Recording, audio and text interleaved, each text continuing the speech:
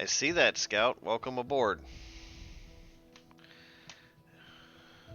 And it looks like we've got some viewers over on Twitch. Welcome aboard to them as well. Welcome to the stream. I hope everybody enjoys it tonight.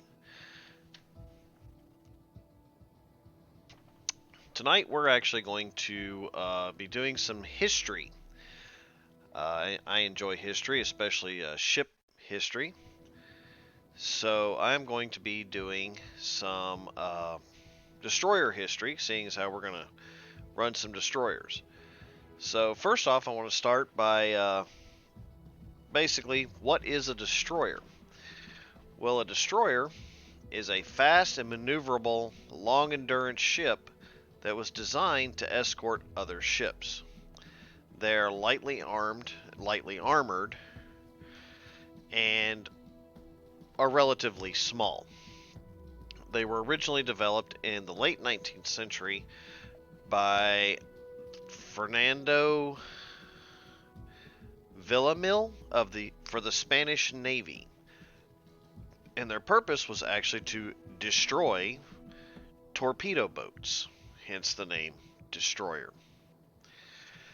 So tonight we're going to focus on 6 destroyers that I have here.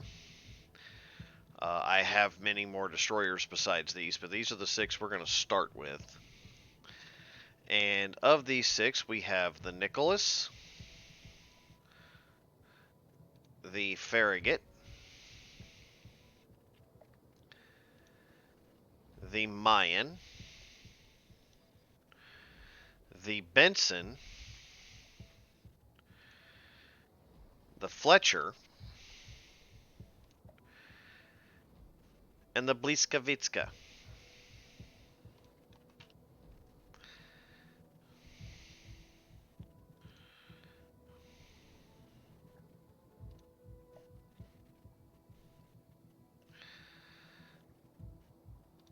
So what I'm going to do is, as I go through here, I'm going to give you a little bit of history and some ship specs on these. Welcome aboard, Captain America.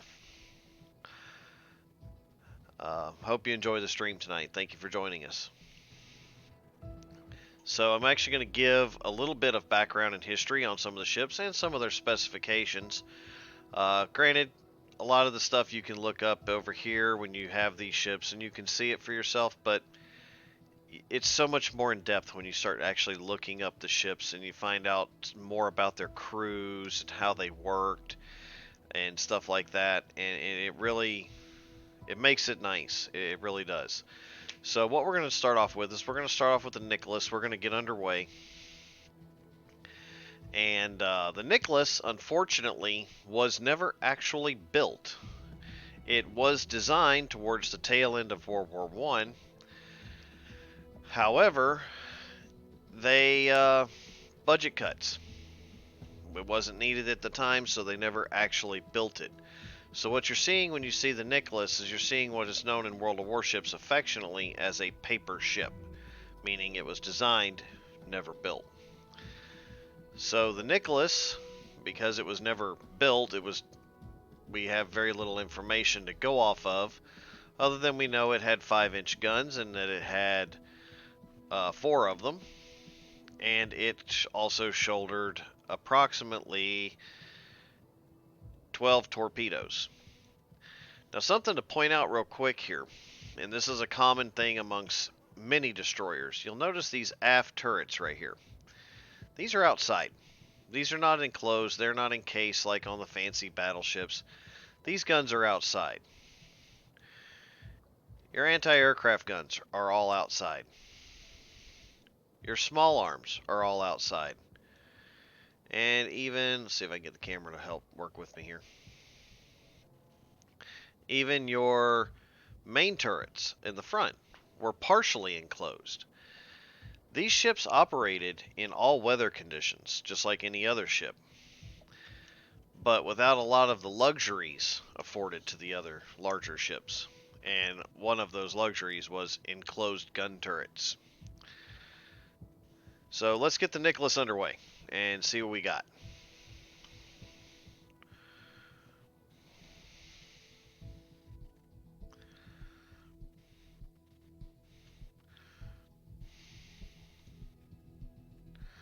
jump over in our naval battles and turn that on so we can earn some stuff for the clan in the process.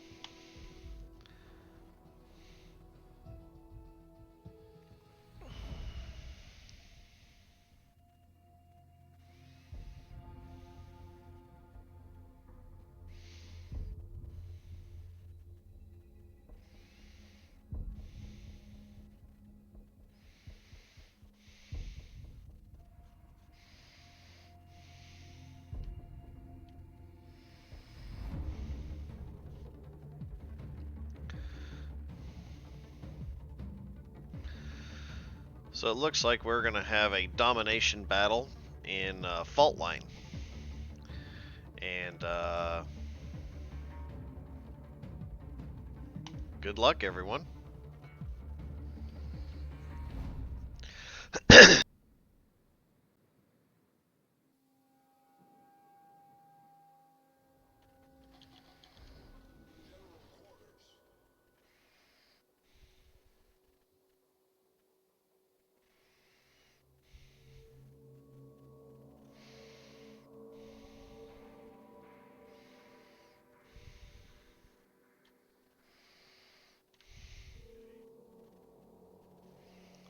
So we're going to proceed over to Objective A. And maybe we can get some of these guys back here to follow us. Looks like we've got a cruiser and another cruiser and another destroyer over there. Hopefully they'll follow us into A. And we'll throw out a smoke screen for them so that they can cover us.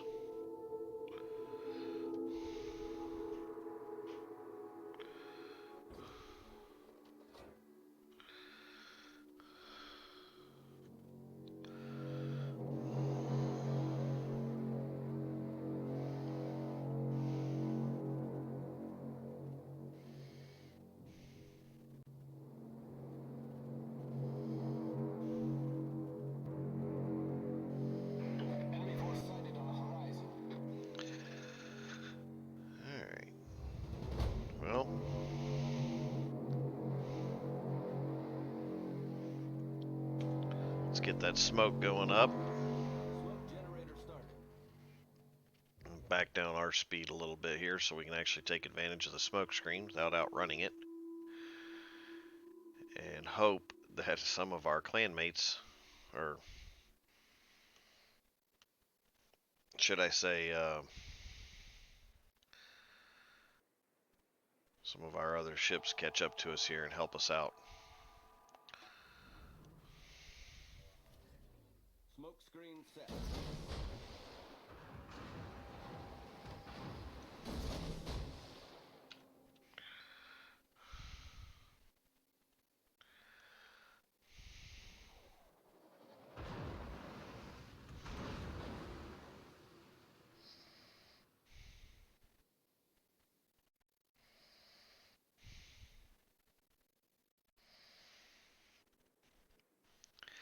Yeah, it looks like well, at least one of the cruisers joined us. Maybe we won't get shot to pieces so quick.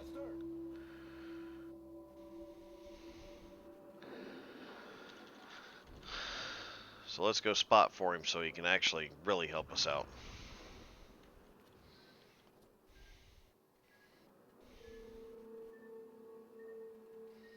Oh, geez. Yeah.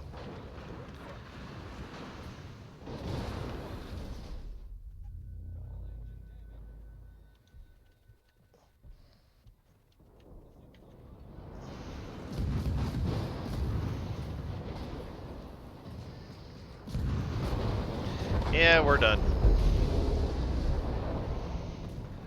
I cannot believe that none of those ships were detected up until that point.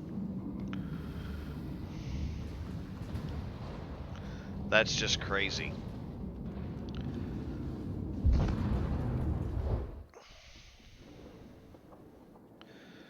I was looking to see. There we go. He's still hanging in there. Wow. Yeah, they got him.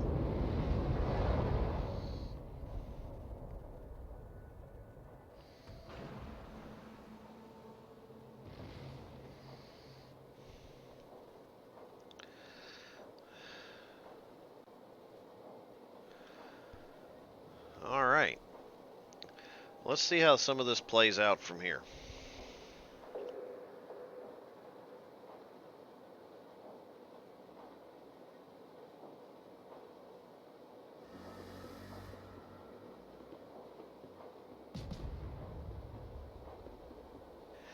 Yeah, that was just a little bit abrupt there, Scout. But I honestly, I guess they changed the dynamics on how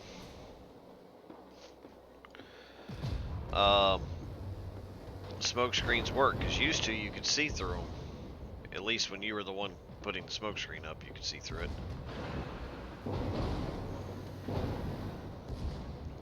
I guess it would make sense that, to a degree, it would block your vision as well. I just didn't know it was going to block it that much. I mean, they were right on top of me. Oh yeah, this guy's doing really good. He's already taken down 2 that I've seen, and is about to take down a 3rd.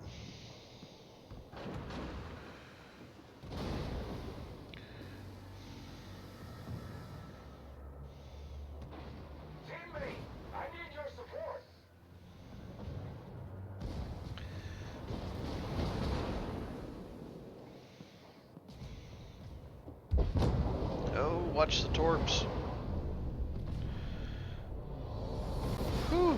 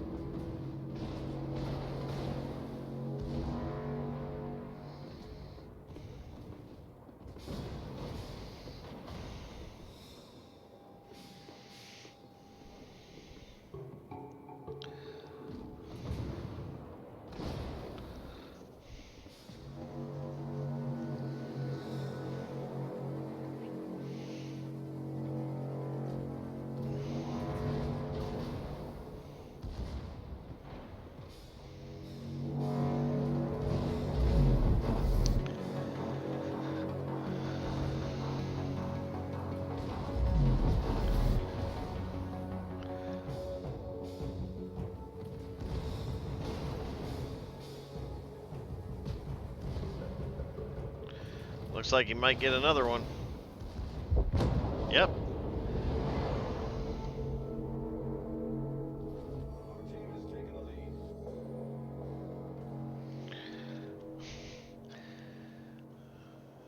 Alright, looks like we're probably going to end up winning this one. I'm going to go ahead and drop out of this, and we're going to go on to something else. Let's see what else we can come up with.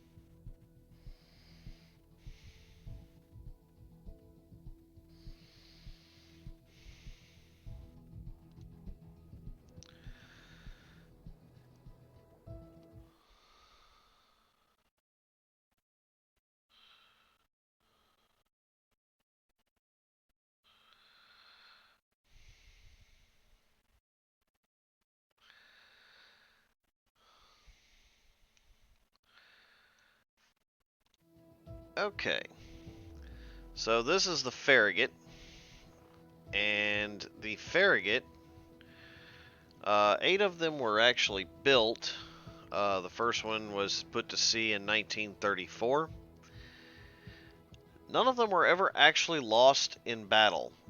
There was a couple, I do believe, that were lost in heavy seas, but never actually any lost in battle. They've displaced about 2,000 tons fully loaded, and were about 341 feet long. They had a beam of 34 feet and a draft of 16.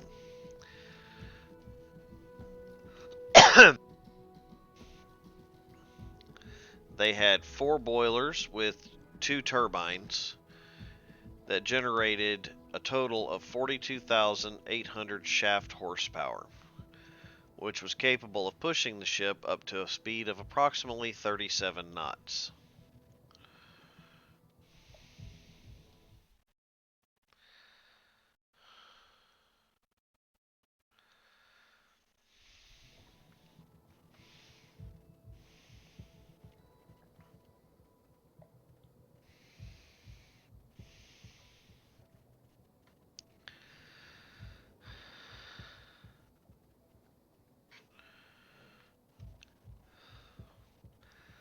So let's take the Farragut and let's get underway.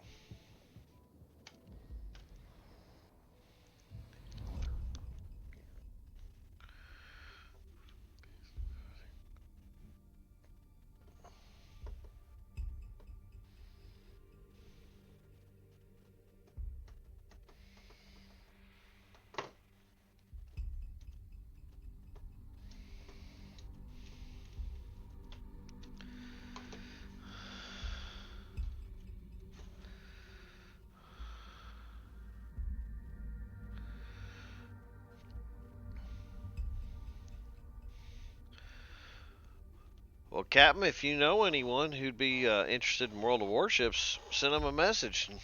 More the merrier.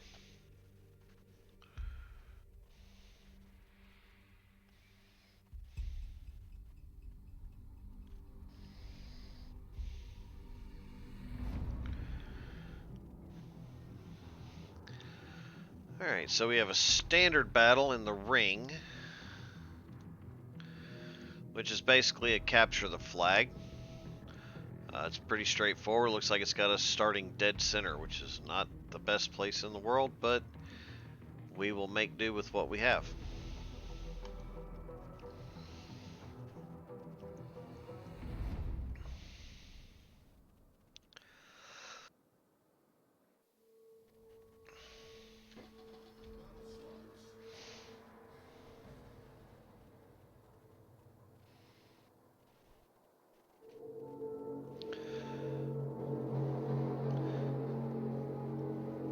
Good luck and fair seas.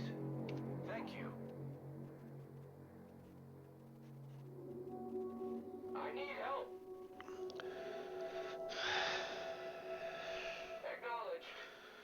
Alright, so we're gonna go straight forward here, and hopefully some of these guys will follow us, and we're gonna throw out a smoke screen right as we round this island, and then see if we can't hook back to the port and get out of their way. If my torpedoes are ready by then, which I doubt, it's gonna be close, I might try to throw out some torpedoes just to screen, but I don't think they're gonna be ready, but we're definitely gonna get shot at, that's for sure.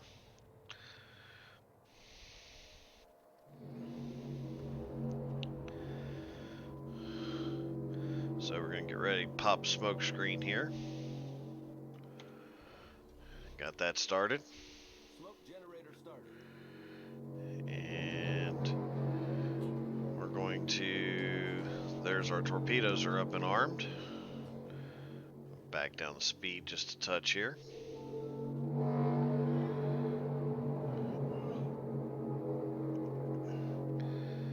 And see if anybody follows us in. And they did. Nice. Let's see if we can't catch the Pensacola. A lot of times these guys forget about destroyers lying in wait. around gaps.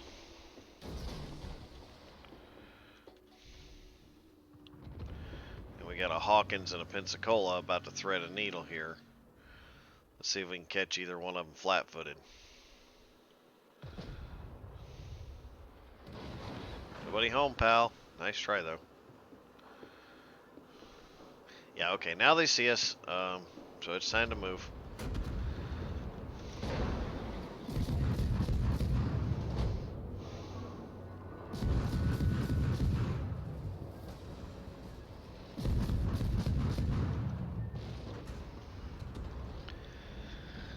And we will cut around this way. We'll leave our compadre there for just a moment. We will hook around behind him and see if we have any of our 5.5-inch guns we can bring to bear on the enemy. Ouch.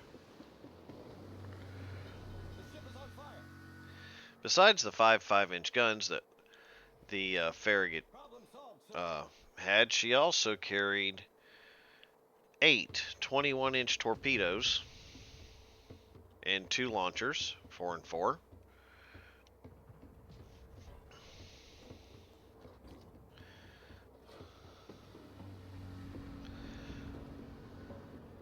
As well as 4 50 cals.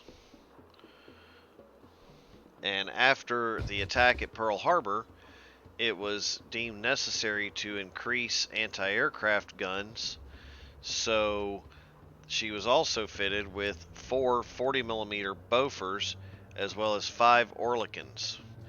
That's a fair amount of firepower. Yep. Goodbye.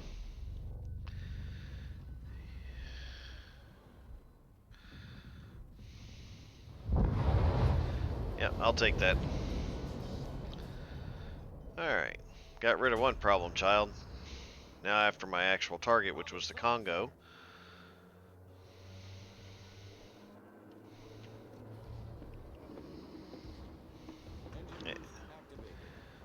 And, ooh, somebody's getting there before me.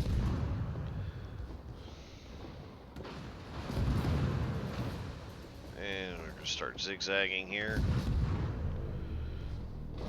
Because that's why. All it would have took was a paper cut.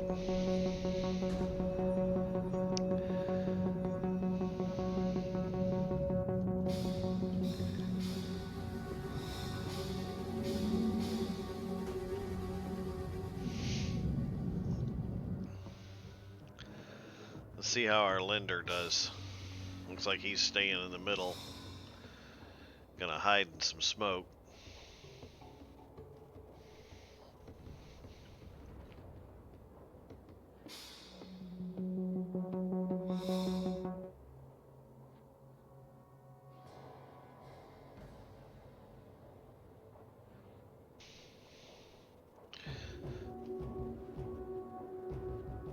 I'm trying to figure out who it was that got me.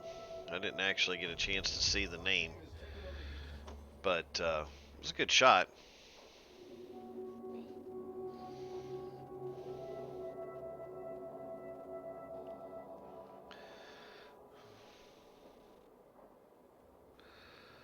I think it was that Budnoy. I can't even say that.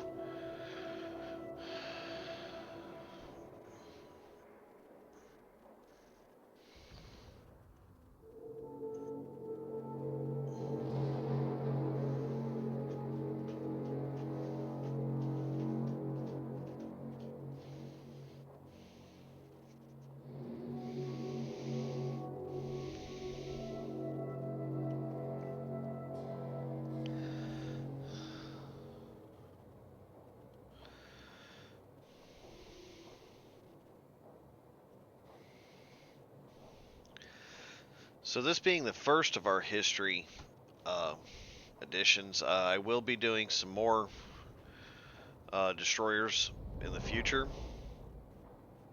to finish up the rest of the destroyers that I currently have. I think the next edition of this is actually going to be probably battleships. I'll have to look and see specifically which ones I'd like to do. And of course, I'll probably do the Iowa and maybe even the Montana.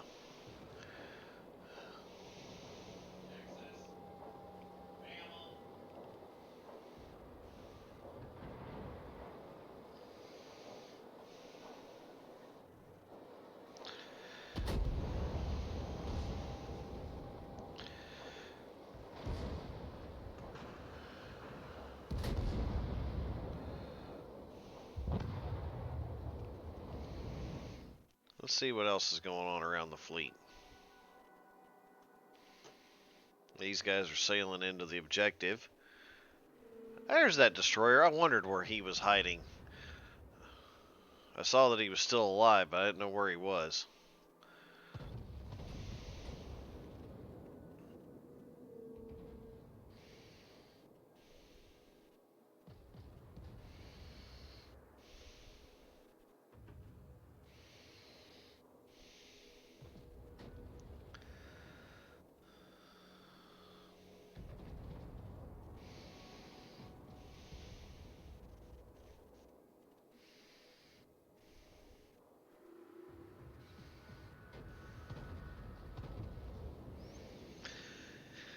Yeah, so much for that destroyer.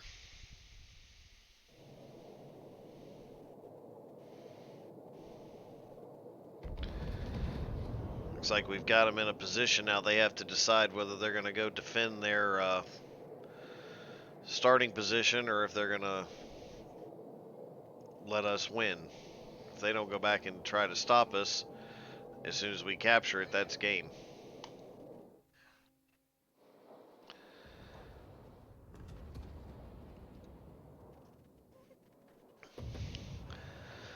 So,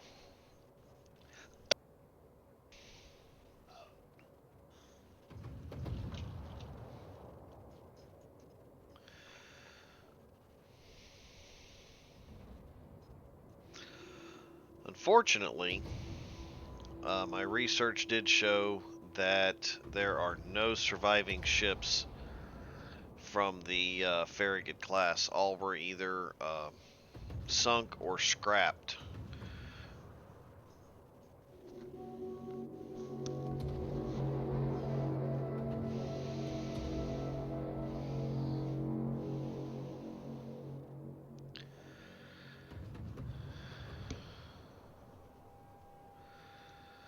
And are we going to win this, or what's going on?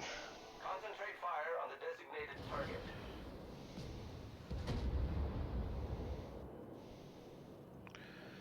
Looks like they're trying to battle back.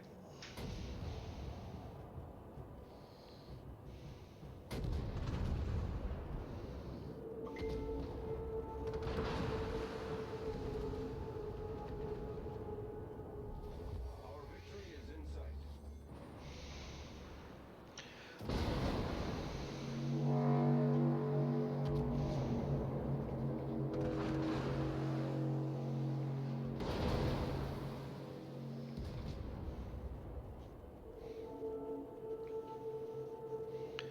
Is the mic not coming through clear, Scout, or is it coming through too good?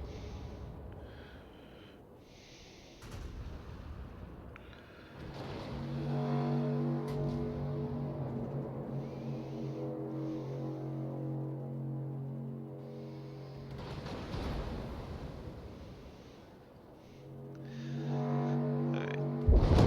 Oh! That hurt.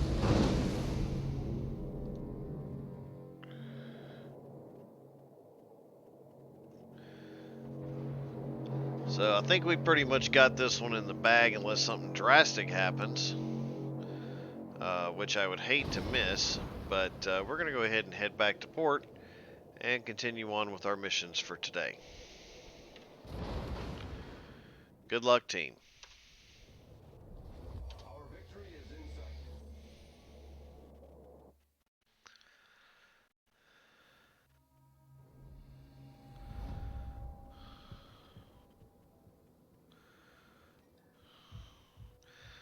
Alright, looks like we got some rewards here. we got some royal tokens. Now this is part of a mission set that they're doing, which is part of this British cruiser thing. We got some additional XP for Defender's Day. What is Defender's Day? And we ended up winning that, ladies and gentlemen. In fact, it just popped up. The Farragut just returned to port with a victory. And then we got an engine boost and some doubloon, or some credits. Credits are always nice. Let's see what we get in our container this time around. I always like to go for the try your lucks, because every now and then you actually can get a super container. Sometimes those super containers actually have free ships in them, or doubloons, or other important things like that. And any other time, it's got that. So nothing ecstatic today.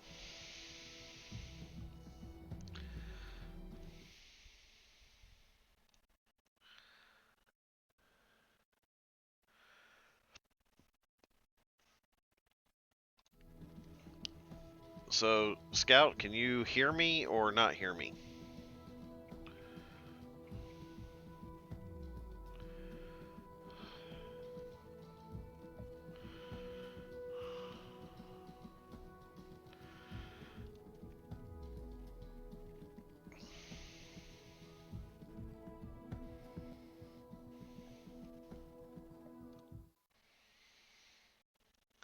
It shows that my mic is still working.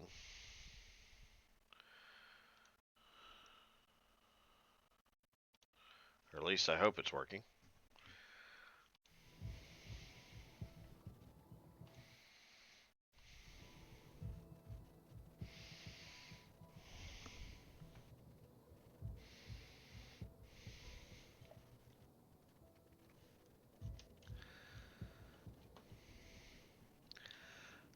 Oh, okay. I see what you're talking about now. All right. Well, I have it open so that I can still talk to everyone, but maybe I can do that. Is that a little bit better?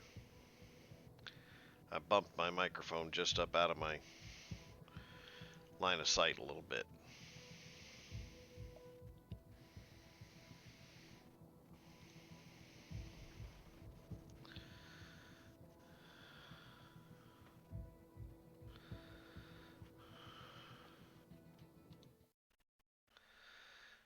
So I see we still got some viewers over in Twitch. How you guys doing?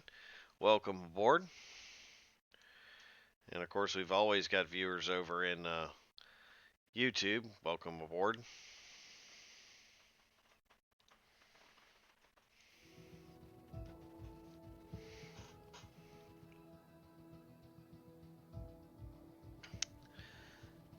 So the Mayan is our next ship. The Mayan, there were 18 of them built.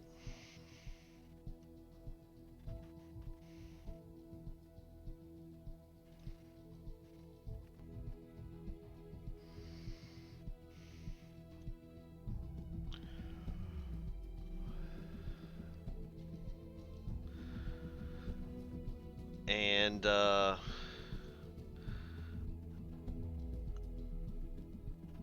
there's some all kinds of interesting stuff to go with them. Unfortunately, none of them survived to this day. But there was the Cassin, the Shaw, and the Downs,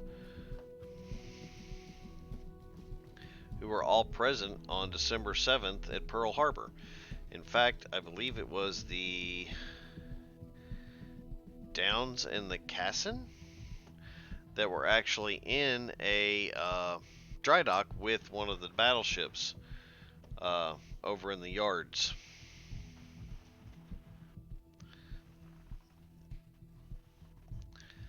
The U.S. Of the class as well, the last two of their class, which was the Dunlap and the Fanning, were considered to be their own class of ships due to all the changes that have been made to the design.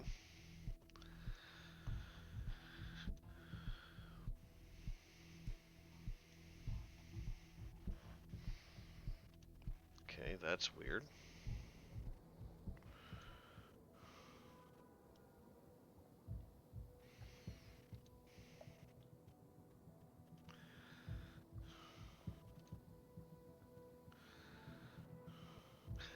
Oh.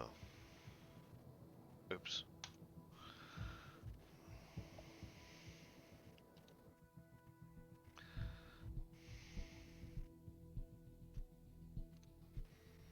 I'll turn that off for a minute. Okay. So, the Mayan was 2,100 tons, approximately, fully loaded. It was about 341 feet long. It had a beam of 35.5 feet with a 10-foot draft. Her 4 boilers and 2 turbines made a grand total of 46,000 shaft horsepower, which meant a top speed of around 37 knots. Let's see how good she does in here.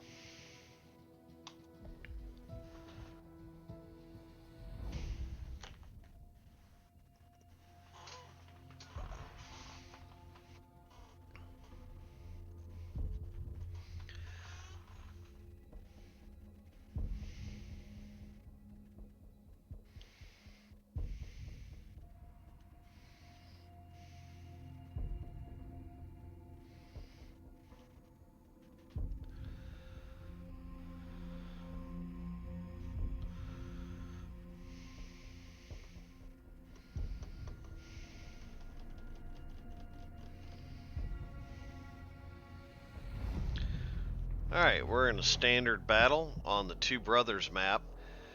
Used to, back in the day, this map was a lot of fun because people would just go straight down the middle. Nowadays, nobody does that anymore. I don't know why, but who knows, maybe we'll sneak over there and try it.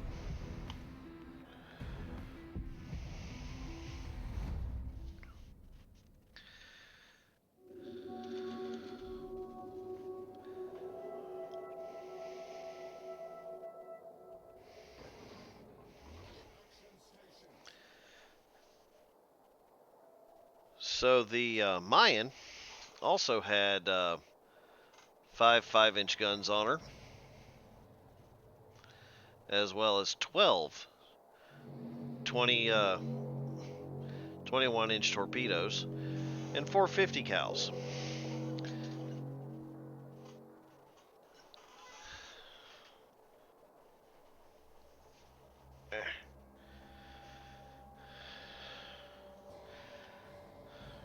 Thank you for the props on the research, Scout. Hopefully I can continue to do them justice, because truly these ships are an example of when men were steel, when you look at the conditions that were present on board destroyers back in World War II.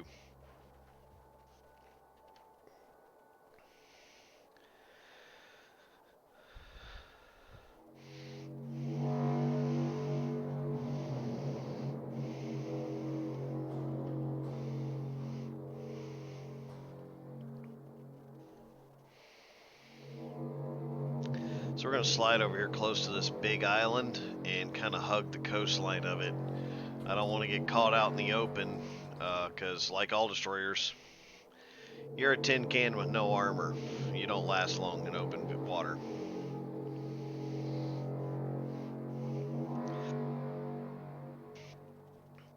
There is actually a map in this game called Ocean, and when they throw you in the ocean on a destroyer, you feel so insignificant so fast. Alright. Let's throw a smoke screen, start a turn, disappear, and hopefully shoot the crap out of him in the process. And, well, we disappeared. We missed him. He's about to run aground, though, trying to keep up. I'm going to bring it to a stop right here and let him make the mistakes.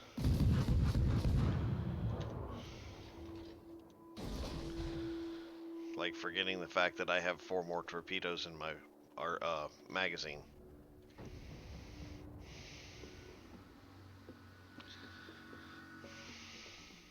All stations, reporting the position of a strategic target. Oh, nice try. Looks like it might miss, miss, miss. Oh! Phew, that was close.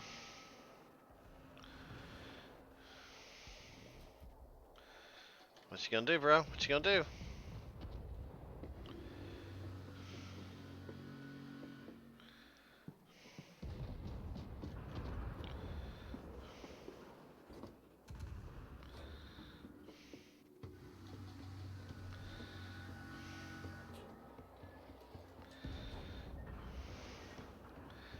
Nope, still nobody home, bro. Nice try, though.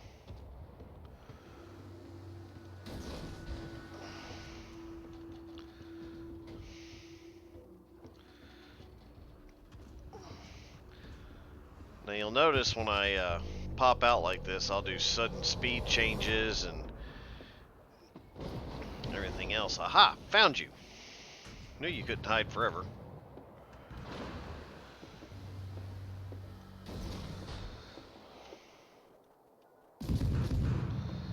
Too late.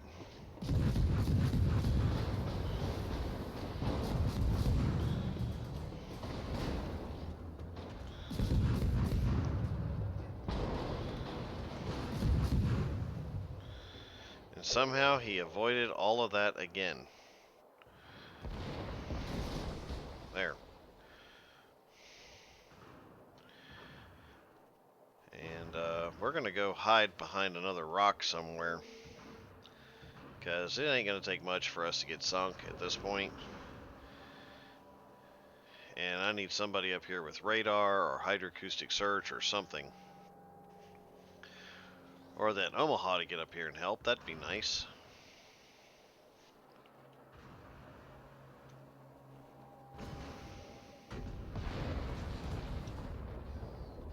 Ha! Got him.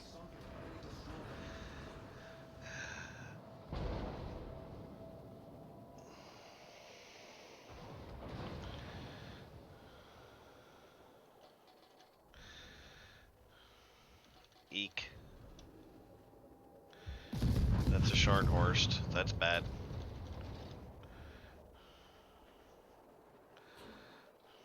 What's the range on my torpedoes? 9 kilometers. If. Well, we can try and see how good my aim is, but I don't know if I'm gonna. Their aim is getting better, so. Ah! Darn it!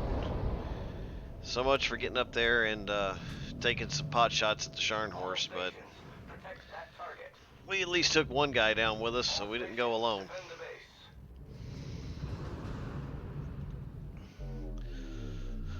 Let's jump around and see what else is going on. We got a Fubuki over here. What's he doing? It looks like most of the team went all to one side. And actually somebody went up the middle on the other team. If I had to guess, I would say it's probably, yeah, it's the La Grossamere, Glass, yeah, that thing. It's Italian. My Italian's a little rusty. He went straight up the middle, right into the heart of our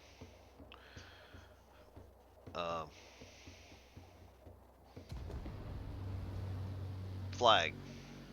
Very interesting.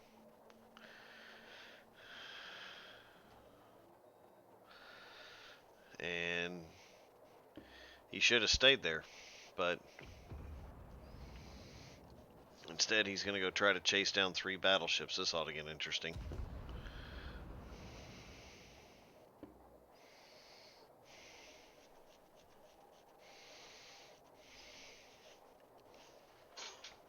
So while we watch some of these, a little more info on the Mayan here.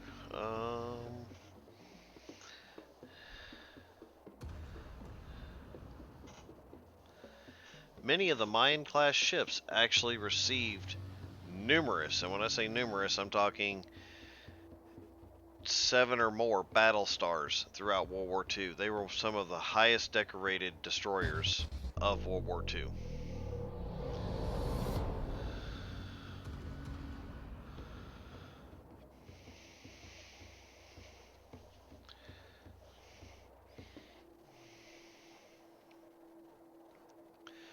So I wonder what the Gneisenau is going to do. Is he going to run or is he going to stand and fight?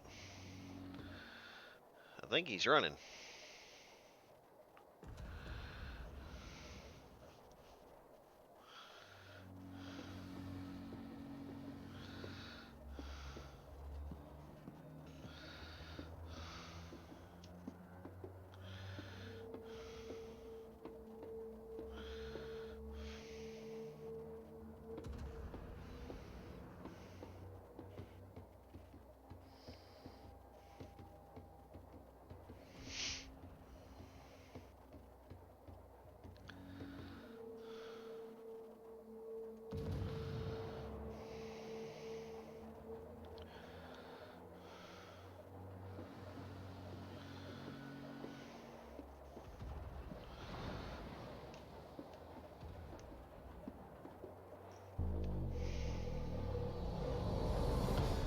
So it looks like our team might pull this off. It's going to be a close one, I think. I think a lot of it's going to depend on what happens. Well,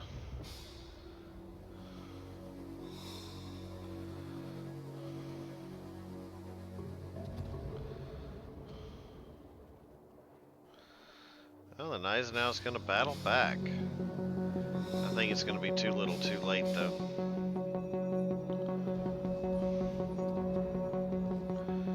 That and everybody sees him, everybody's shooting at him.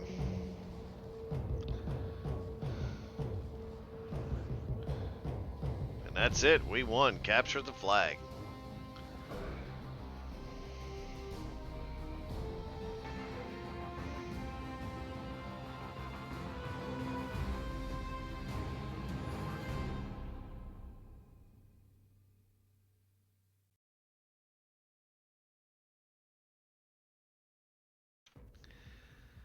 Alright, so let's go back to port. And we've got more rewards. What did we get? We got some credits and some XP. Nice. Credits and XP are always welcome.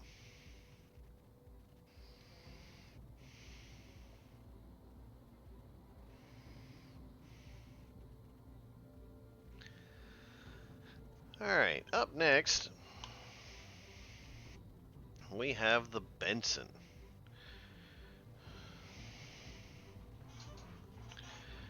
Now, the 30 Bensons were built. They displaced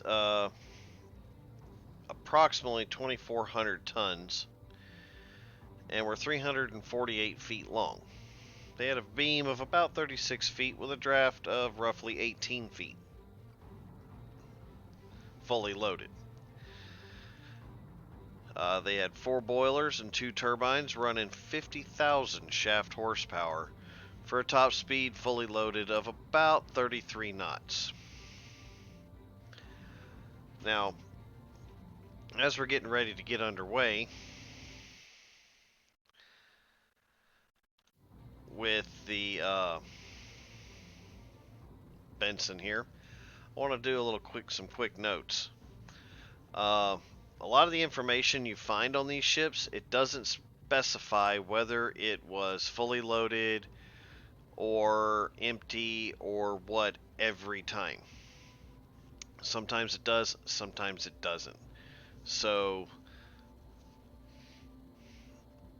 the information as far as their speed and their drafts, these are approximations that I've found through my research. Also, it's important to note that just because you have, like for example, the Benson class, yes, it's the design. The lead ship is the Benson, and that is the design name of the class. But not all the ships in the class were necessarily perfectly identical.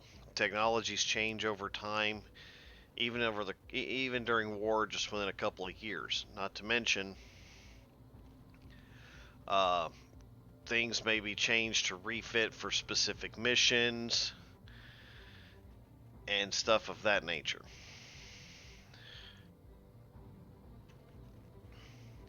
One of the examples of this,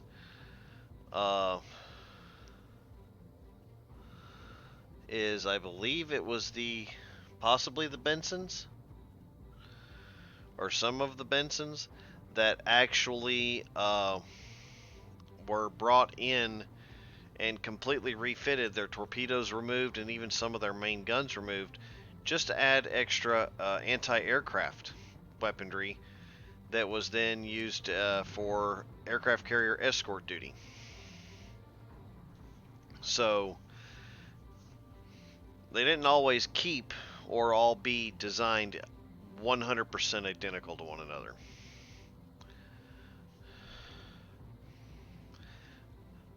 A interesting thing about the Benson is it was the first to use what is known as an echelon main machinery room configuration. What that meant was instead of two boilers being located roughly in this area right here, and then two turbines located here running the shafts, you would actually have a boiler room, a turbine, a boiler, and a turbine.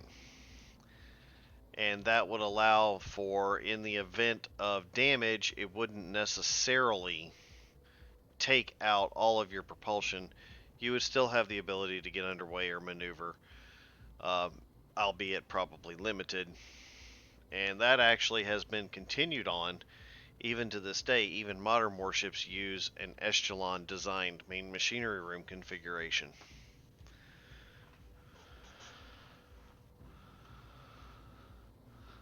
So let's take, and where are we at here? Let's take the Benson out and put its 33 knot full load to speed to the test.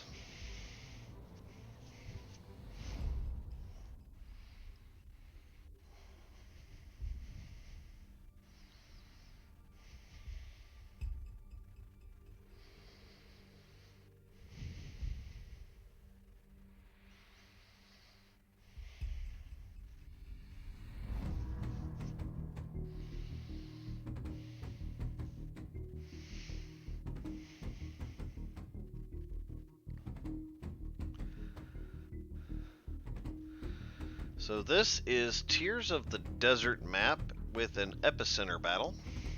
It's got us starting down here in the bottom.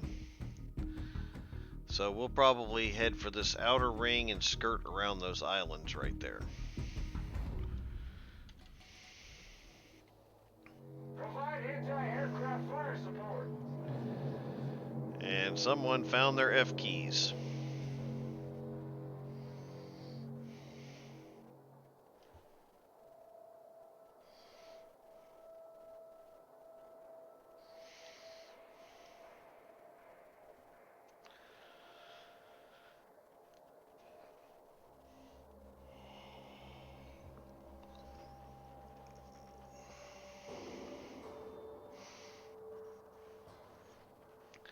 So the Benson,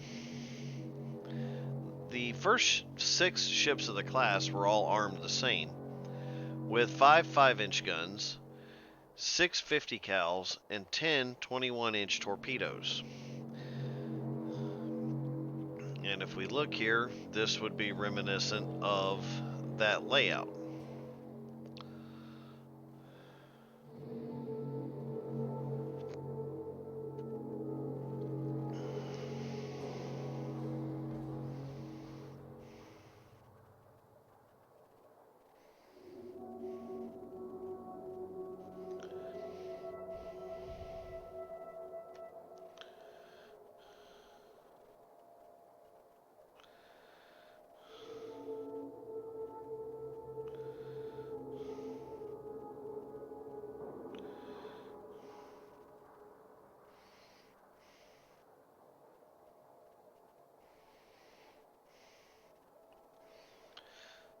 So we're hitting the outer ring now. I'm going to pop up a smoke screen, or start popping up a smoke screen.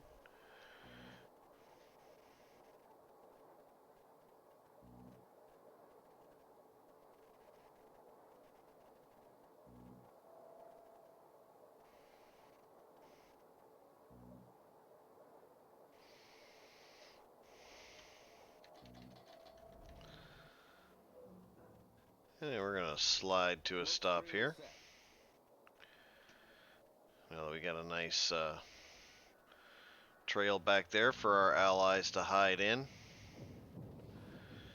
And I'm going to back up into that trail so I don't get spotted. And too late.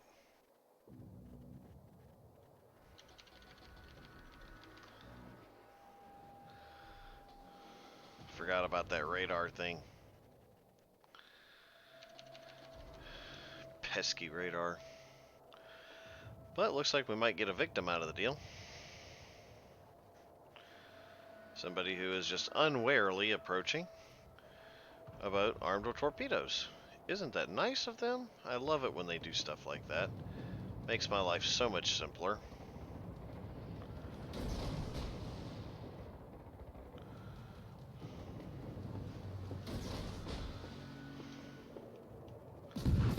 Oh, you're gonna turn and run away? What fun are you?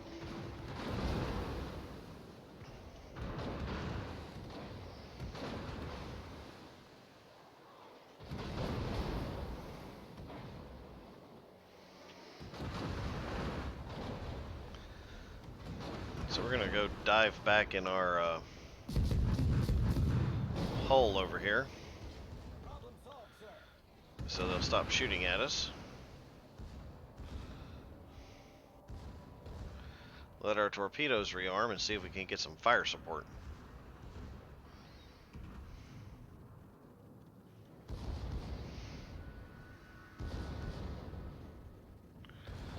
Looks like we have an Alsace coming to help us. That's always nice. And a Montana. And it looks like our Montana has been accused of friendly fire. It happens. There's so much going on at any one moment in a game like this that it's so hard to keep track of what's going on.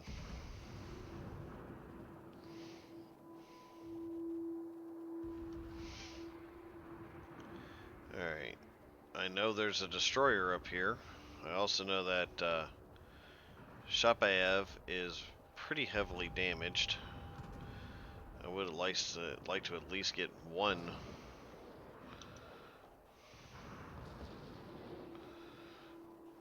Ribbon for hitting something.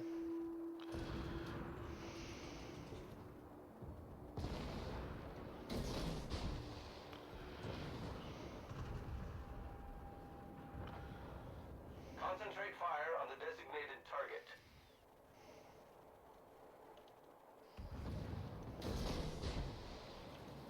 All stations reporting the position of a strategic target. There's another Benson.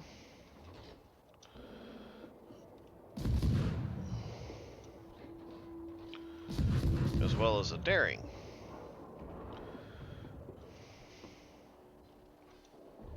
Attention, reporting the target position. And I got somebody.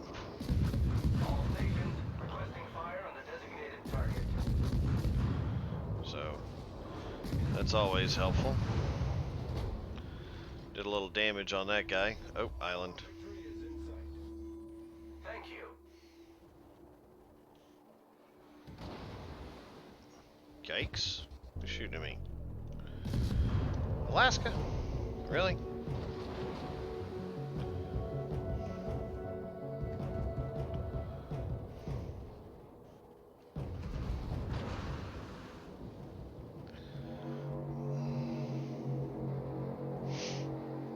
Alright, looks like our guys are getting a little banged up over here. Let's go give them a hand. We'll throw out a smoke screen, see if we can't give them a little bit of cover.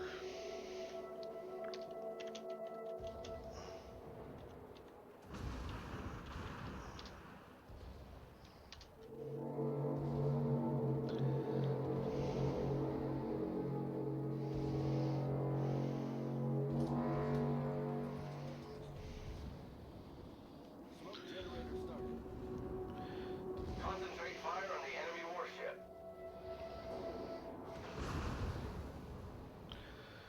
Hang in there, guys.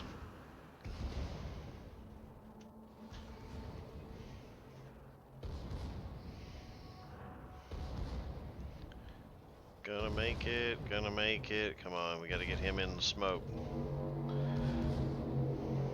Get him in the smoke. Ah.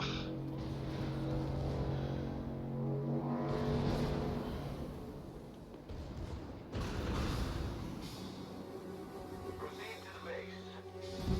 All stations, reporting the position of a strategic target. You know what? Go big or go home.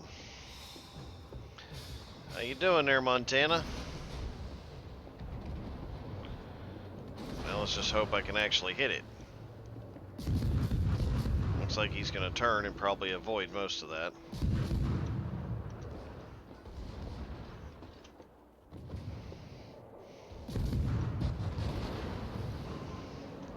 There's that dang old Fletcher again.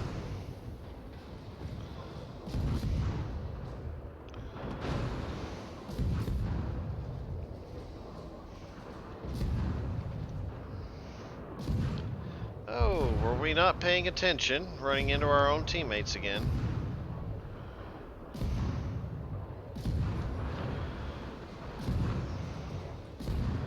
Of course, I talk smack as I bravely run the opposite direction. Ouch.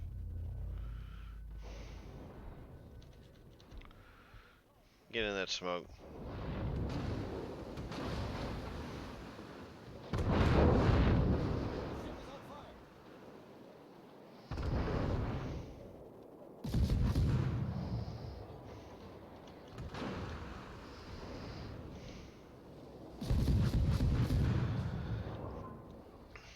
And that's the end of the battle. Did we win?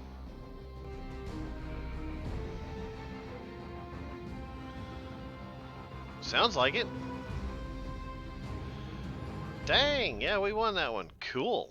Awesome.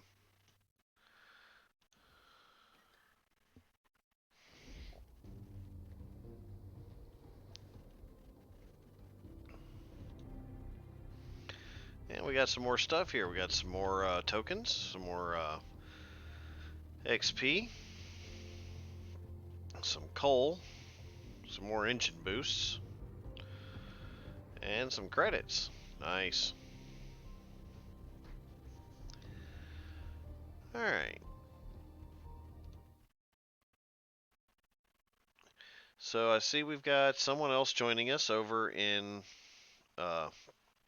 Twitch. Welcome aboard.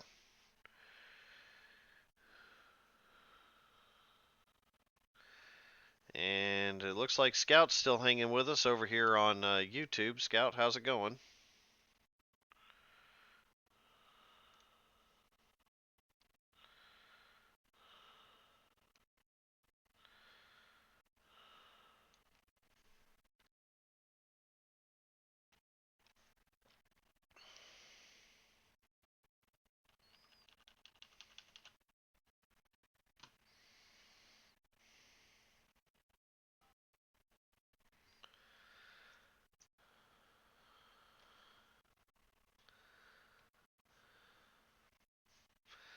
Well, good to hear that, Scout.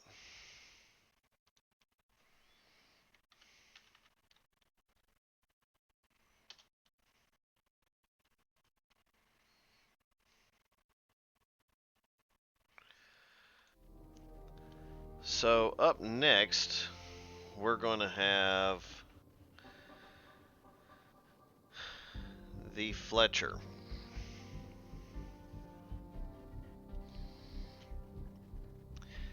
Now, the Fletcher has a very long, colorful history, to say the least. The Fletcher class ships were the most numerous destroyers of World War II. There was 175 of them built. And for those of you keeping score at home, that's a lot of ships.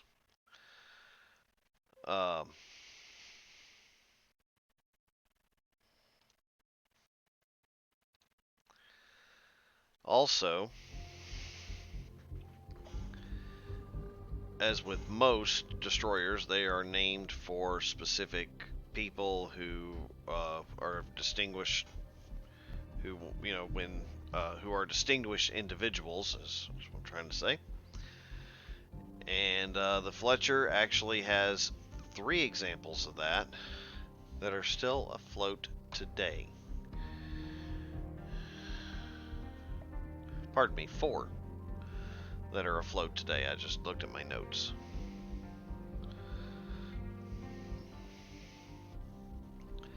So the Fletchers displaced approximately 2,500 tons fully loaded. They were 376 feet long, had a beam of 39 feet,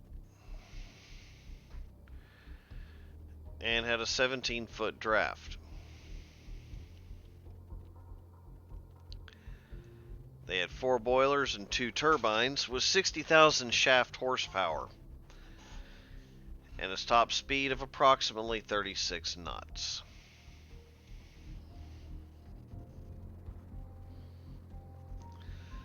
The Fletchers were so numerous and so long-lived throughout their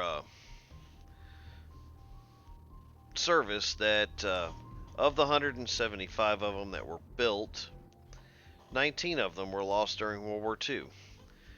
And even 39 of them were still commissioned as of the Korean War and used for shore bombardment and maritime interdiction during the Korean War. That is a long history to cover. Lots of missions, lots of hours, lots of time.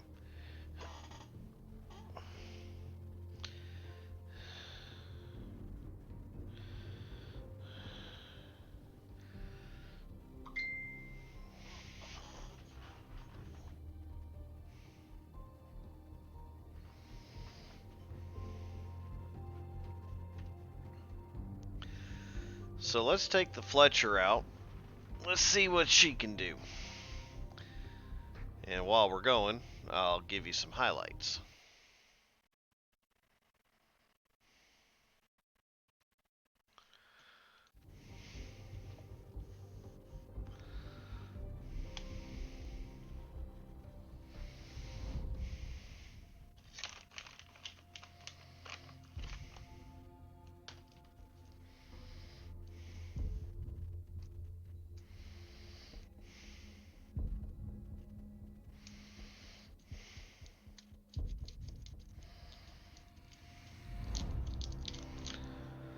Alright, looks like we're doing a domination on the trap map.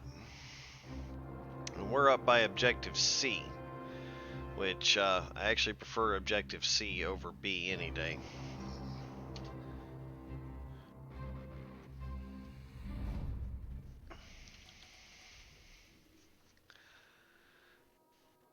So the Fletcher original armament outfit had 5 5-inch guns, and like I alluded to earlier, things changed throughout designs, throughout need, etc. Anywhere from 6 to 10 40mm Bofors guns, 7 to 12 Oerlikon 20mm autocannons, and 10 21-inch torpedoes.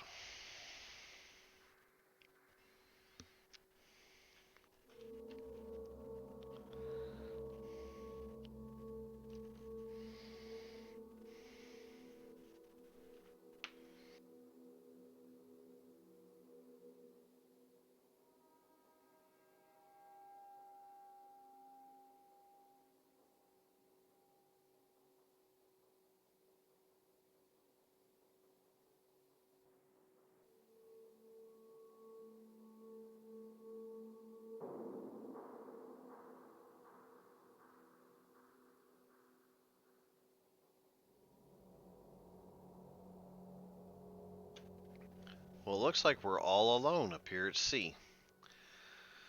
Even our airplanes haven't spotted anything, which is a good thing. I'll take that. Oh, and then there was a battleship. And airplanes, and a destroyer. And I have 10-kilometer torpedoes. Do I want to give away my position? I have not been detected yet.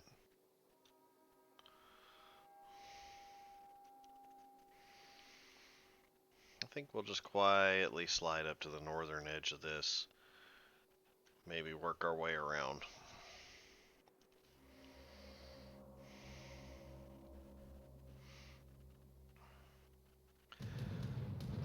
And we're detected. Crap. See how long it takes the incoming fire support to hit us. Oh no, this guy's gonna go for us. Well, ain't that nice of him. And there comes the incoming fire. Yep. Time to hide.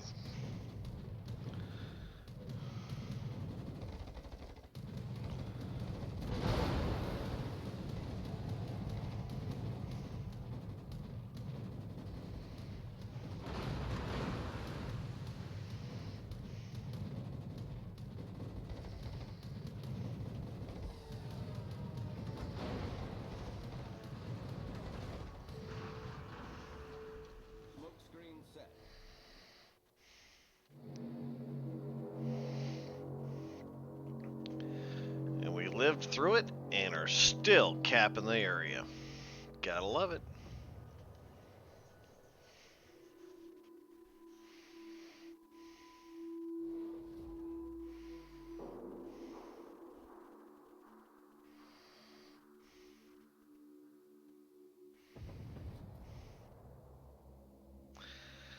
And somebody's trying to rain on our parade. Wonder if they're over there. Or if they're over there.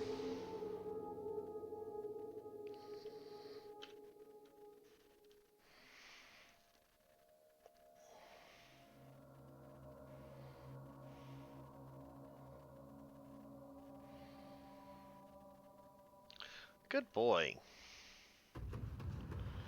Show us where the bad guys are.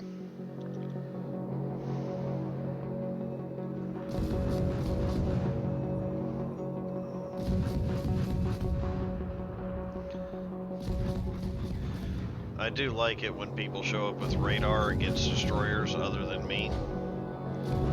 Because it really makes it easier to kill them.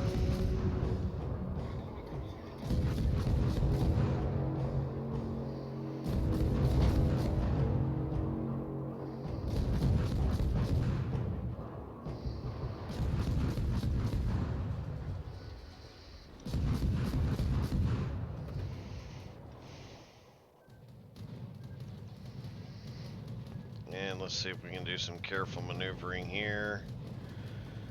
And dodge ourselves some torpedoes. Nice. And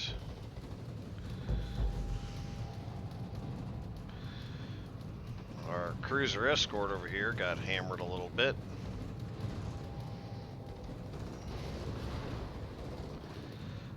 Dodge those torpedoes too while we're at it. And I saw, ouch! That hurt.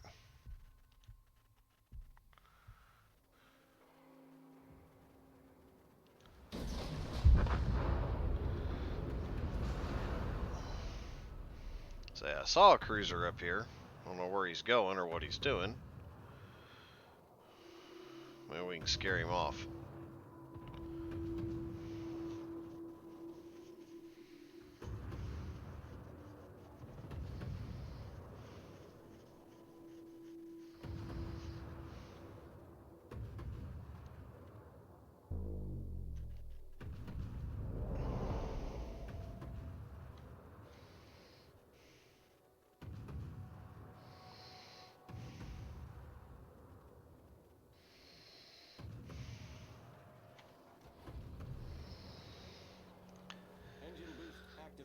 We'll hit that speed boost, see if we can't come around, maybe flank one of these guys.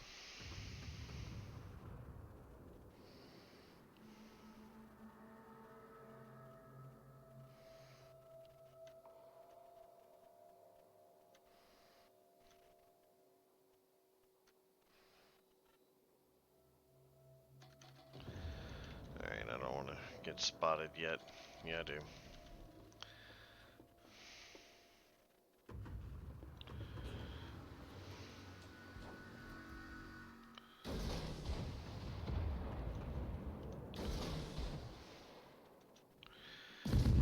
And embracing the oldest and noblest of Navy traditions, running away rapidly.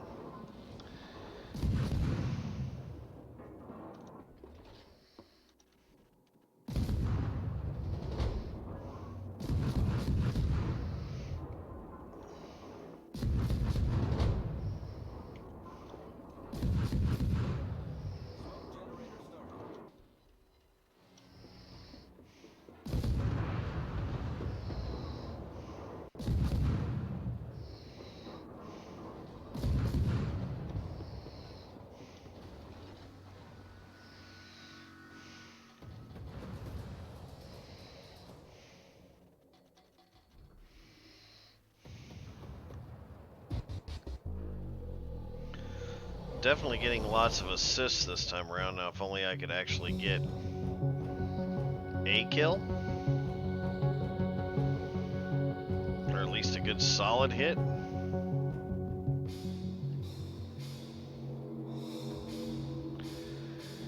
Because he's running, he's going to run right back to those battleships that are hiding back there unless we can get there first.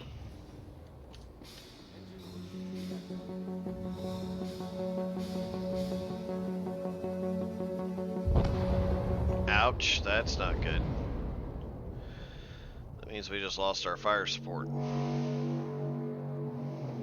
And he knows we're here. Let's see if we still can't sneak up on him, though.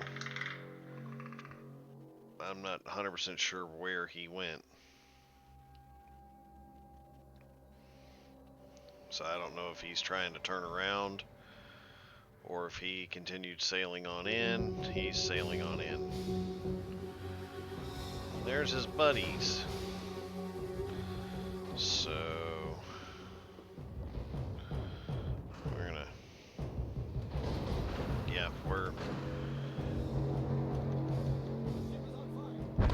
ah, I couldn't get him off in time. That sucks.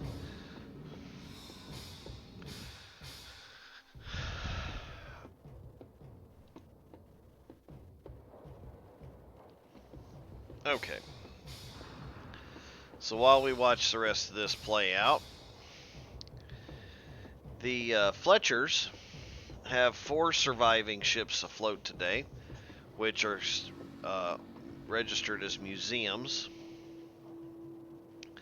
The first one is the USS Cassin, named for Captain Cassin Young, who was awarded the Congressional Medal of Honor for his heroism at Pearl Harbor.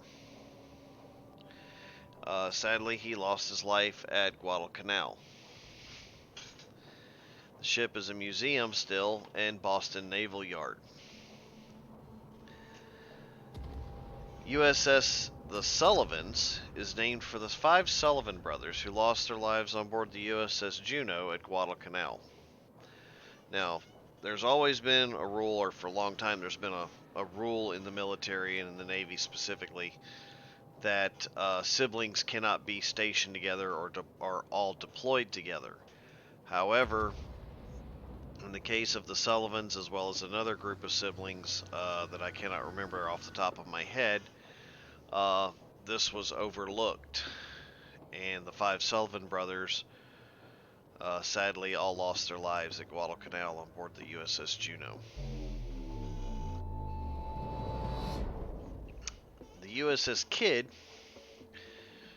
is not named for the Pirate Kidd, which would, most people think that it is, but it's actually not. It's actually named for Admiral Isaac Kidd. Admiral Isaac Kidd was Commander Battleship Division 1, USS Arizona, at Pearl Harbor, Hawaii. He is considered missing in action because he was on the bridge of the Arizona during the attack on Pearl Harbor.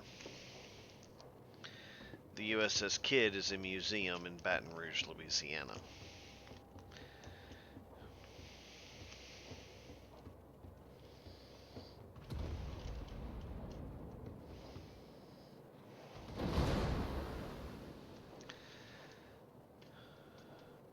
The Velos, which was commissioned USS Charette, is a museum in, I'm going to try this, Palio Falario, Greece. The Charette was transferred to the Greek Navy, where she saw some years of service and then was turned into a museum.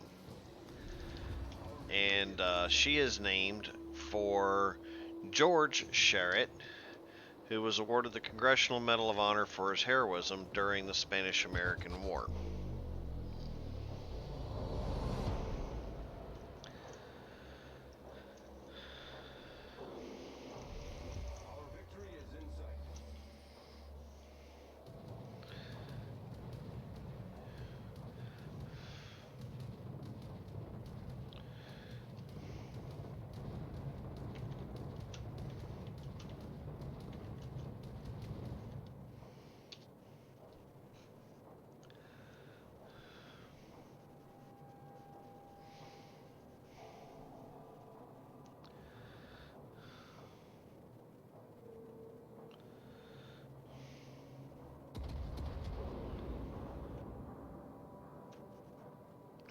Looks like we might actually pull this one off. It's going to be close. It's going to be really close.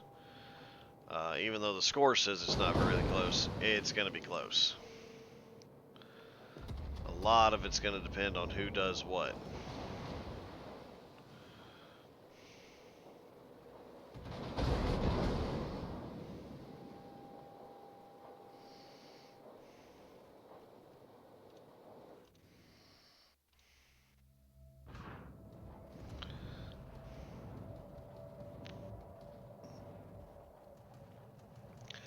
Oh, those torpedoes found their mark. Ouch.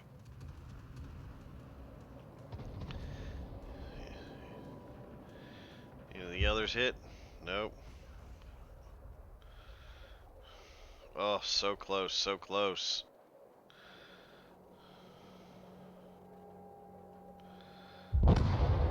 Got him.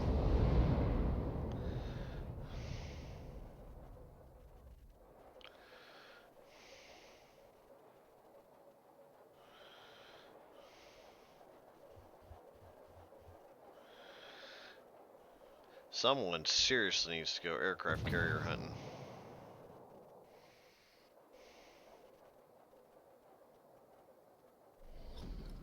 Battle ends in 5 minutes. Yeah, I'm pretty sure we're gonna get this one.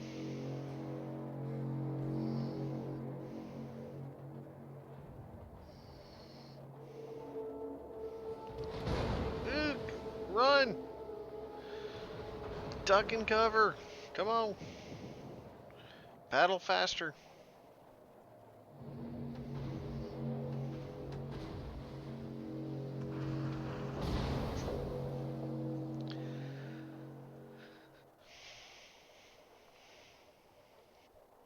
So far tonight, I am thoroughly enjoying this. I'm glad to share that the history that I've been able to find on these great ships and their crews. I hope everyone is enjoying the history side of this as much as I am actually presenting it to you, as well as the gameplay. I mean, the gameplay is the gameplay. It wouldn't be right without it. It wouldn't be World of Warships without.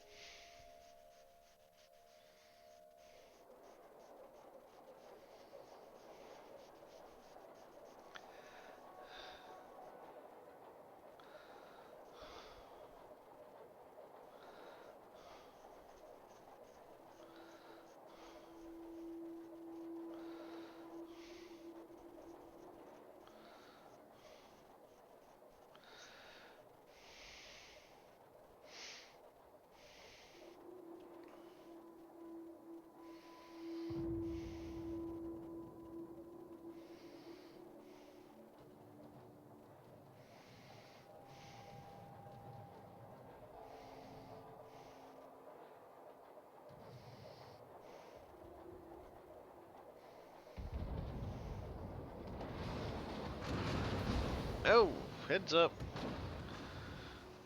Something unloading at him.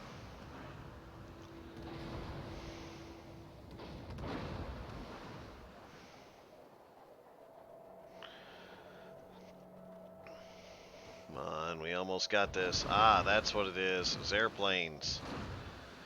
Yep, there they are. Airplanes firing rockets.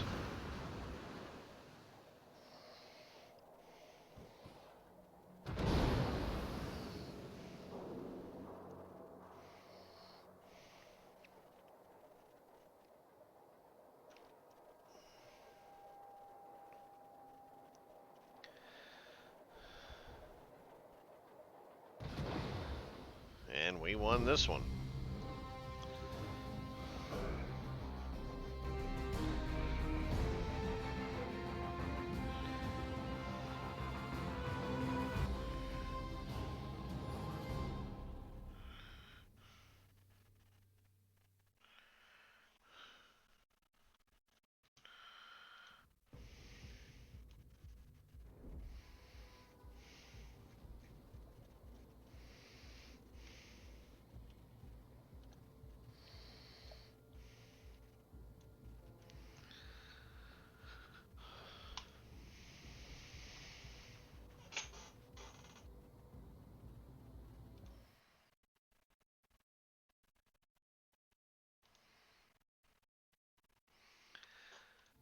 Alright, we're going to gear down for just a minute, catch up on the chat over here, see who all's joined us.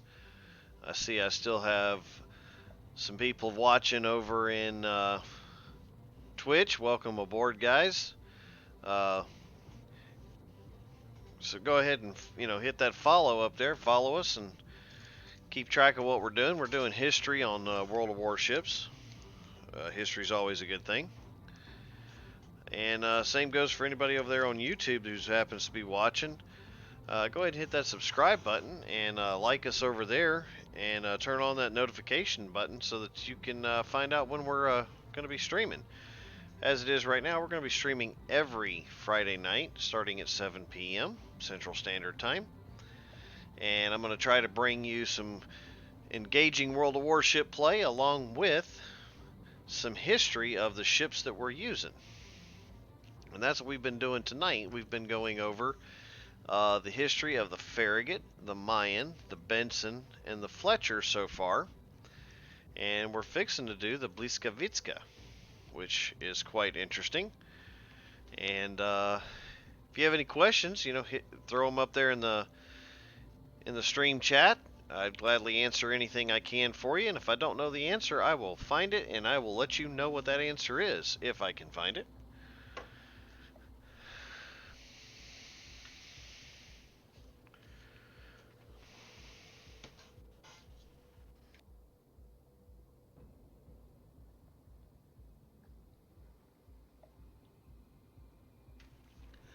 So far tonight, we've won several battles that we've been in, and we've actually done pretty good for ourselves. We've earned some rewards. We got us some tokens, and hopefully we'll put them to good use and get some cool stuff. So let's go ahead and talk about the Błyskawiczka a little bit, which I apologize if I am not saying that name 100% accurate. My Polish is just a tad bit off.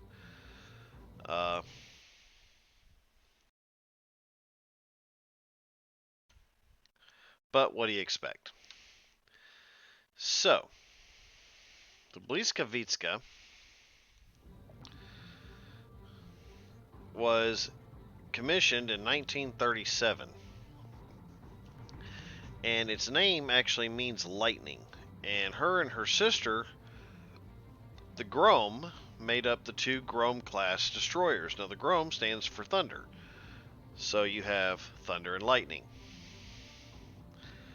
They were actually built for the Polish Navy by the English shipbuilding company J. Samuel White. When they were commissioned, her and her sister were two of the most heavily armed and they were the fastest destroyers of World War II. Now, they were built by a British shipbuilding company, but they were actually designed by Polish engineers, if I remember correctly. So the Polish did actually have a lot to do with the design of this vessel.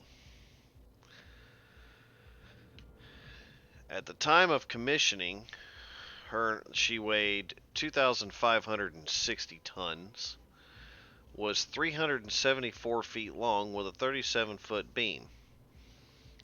She had a 10-foot draft and had 3 triple drum boilers operating 2 steam turbines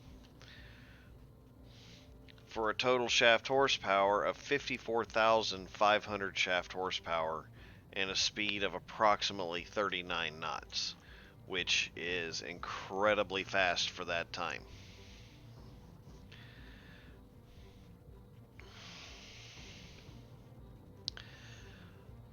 She has 7. Let's see if we can get a good look at them here. There we go. Yep, there we go. 7 4.7 inch guns for main armament. She has 4 40 millimeters, and I know I can hit the little thing over here and do this the easy way, but it's more fun doing it like this. There they are. 40 millimeters.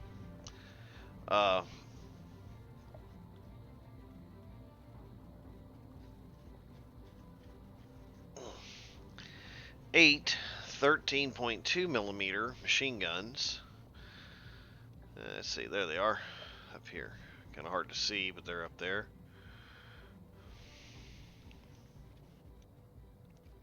And back here as well.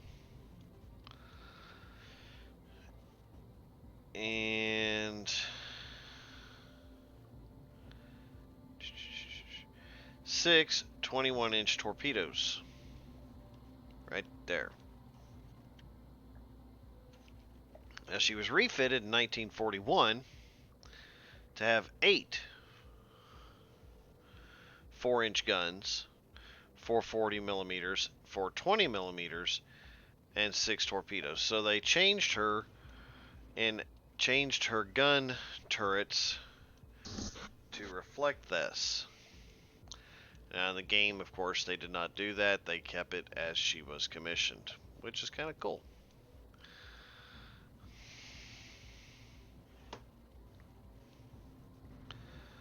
So let's take her out and see what she can do.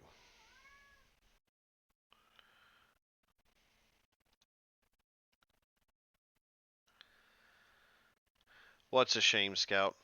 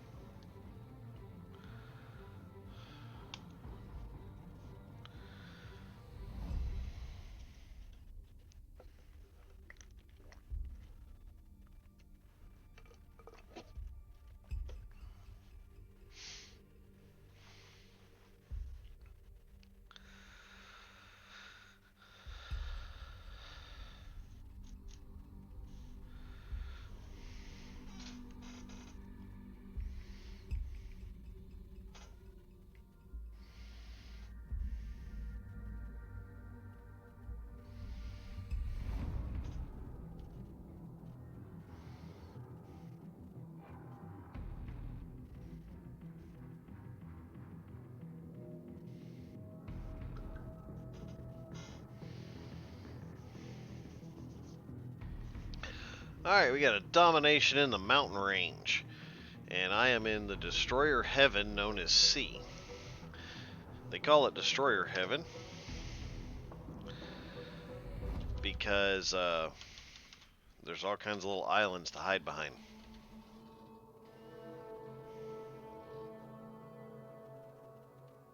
I need help. Good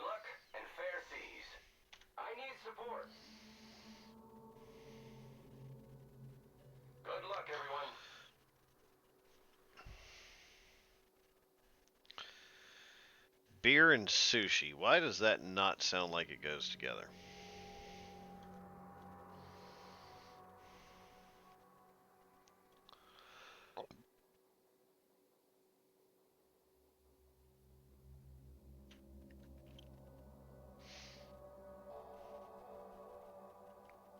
So, during World War II, the Bliskowicz was considered sovereign Polish territory because the Polish Navy, out of fear of being captured and their vessels used against them, actually scuttled their fleet inside their own harbor, which strategically was brilliant because it blocked the harbor and prevented the capture of their vessels. But the Bliskowicz and the Grom both managed to escape that fate and joined up with the British navies, where they served throughout World War II. During that time, they were recognized as sovereign Polish territory, which is pretty neat.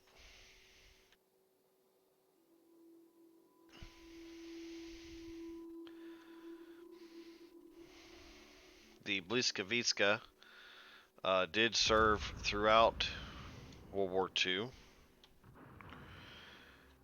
and is still a museum today. And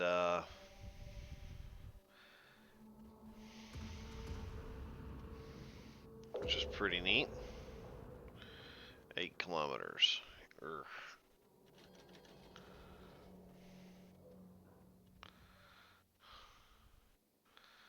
You're going to back up just a touch here. Try not to attack too much attention.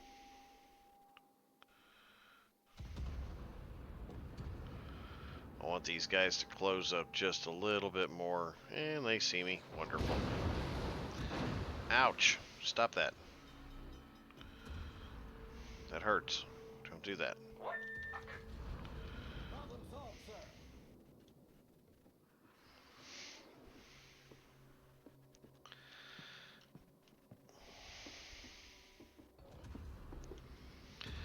And now we'll have a little fun of our own. You want to shoot at me? Here. Hold those for me.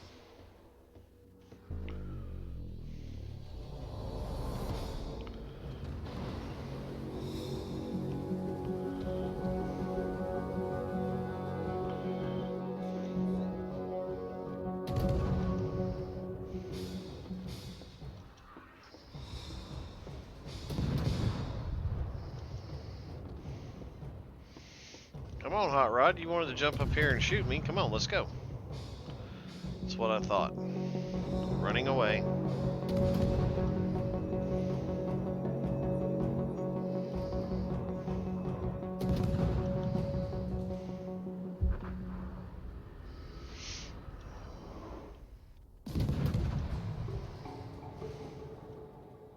Get back!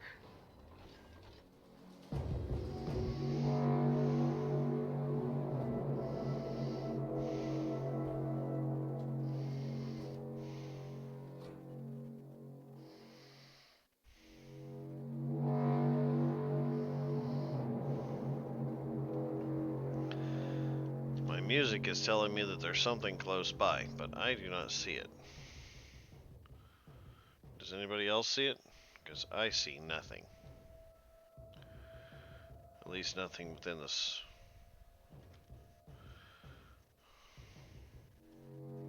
And we're about to lose our cover here.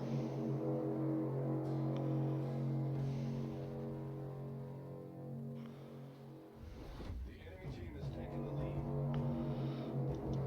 Oh, too bad he's out of range.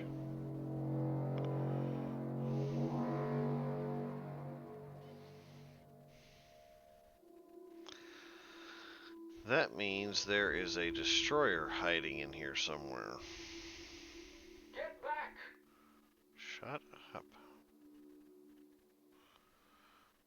Where is he hiding?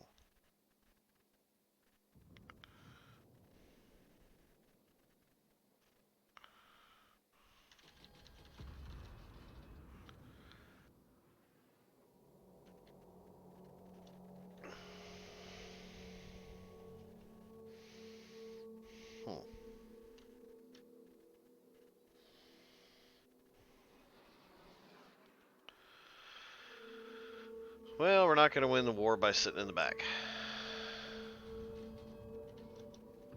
Enemy destroyer sighted. Oh, there he goes.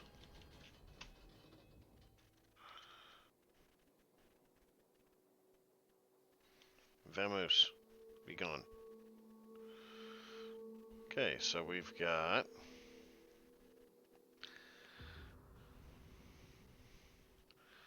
a couple of battleships hanging out down here. We got a cruiser hanging out down here. Cruiser's pretty banged up. And I think me and my compadre here have the same idea. And that's let's go wreck someone's day.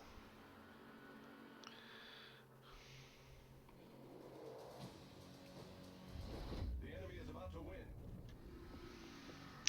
No, the enemy's about to lose a couple of ships.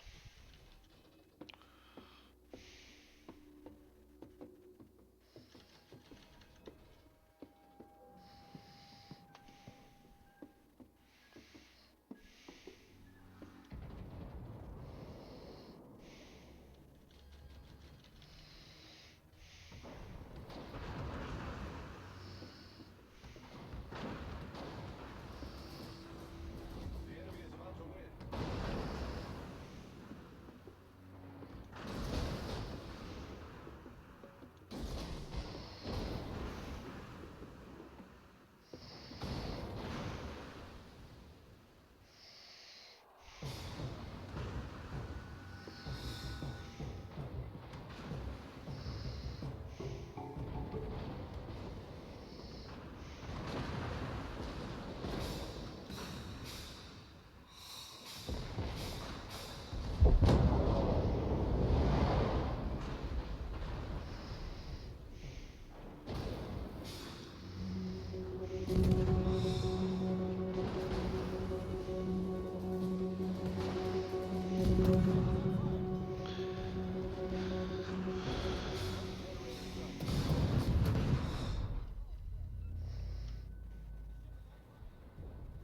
Oh, well, so much for running him down.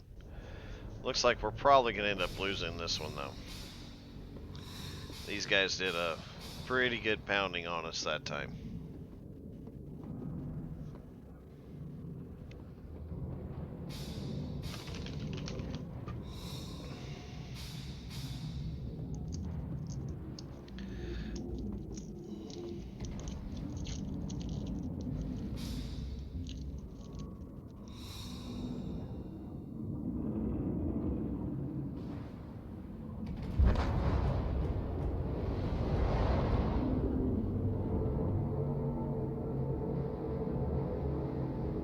Nice work.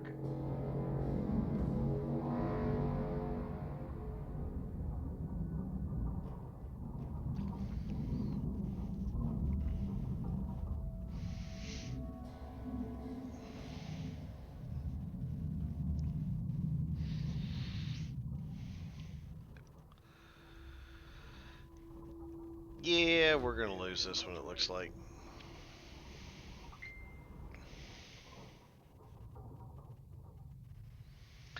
What's going on, Bubba?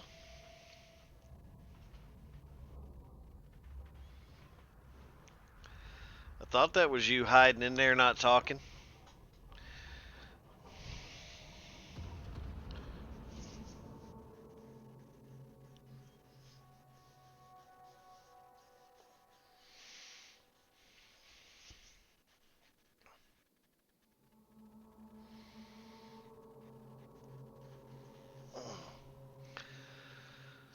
So, yeah, we're going to take this back to port. Because we're pretty much going to lose this one. There's not any bouncing back from a deficit like that in this game. So, the Bliskavitska, while we're waiting on everything to clear out,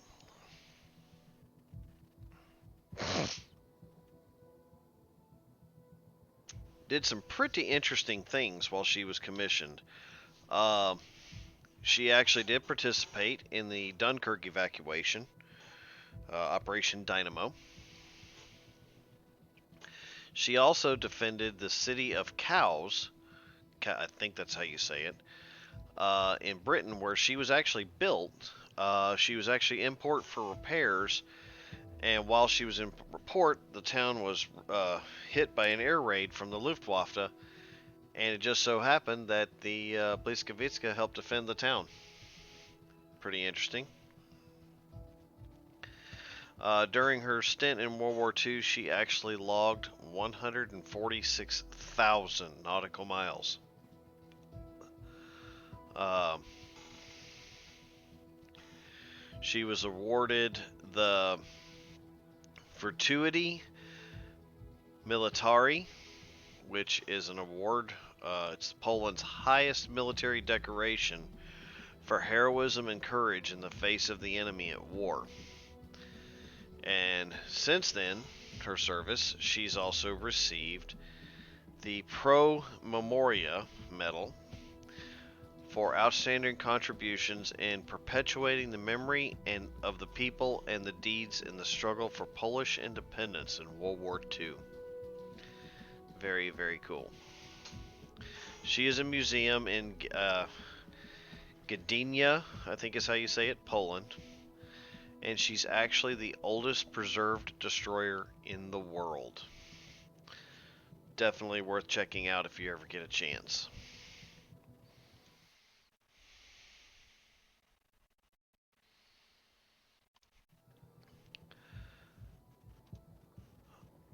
On that, Scout popped up in the chat and said, I got you, Bubba. He's over on Twitch.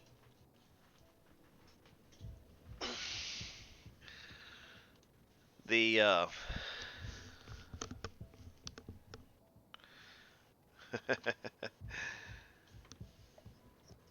So a lot of these ships, or well, not a lot of them, but some of them can be found in the Naval Legends series put out by World of Warships. The Bliskavitska being one of them, the USS Kidd being one of them as well.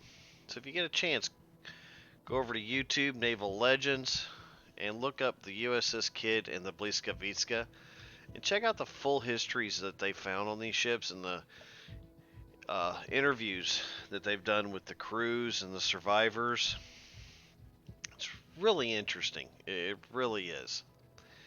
There's a lot of good, rich history there back when men were steel and ships were wood, to say, I guess is how you could say it.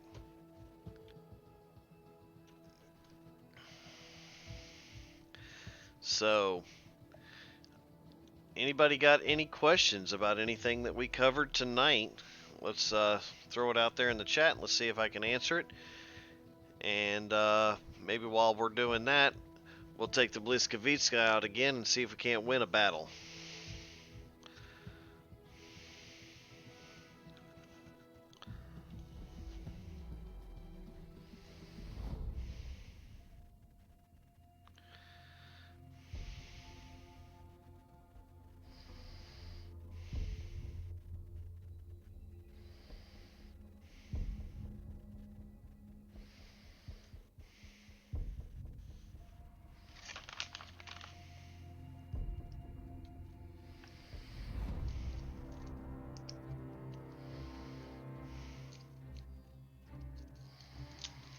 So how's the sound tonight, guys? Does it sound a little bit better than it did last time?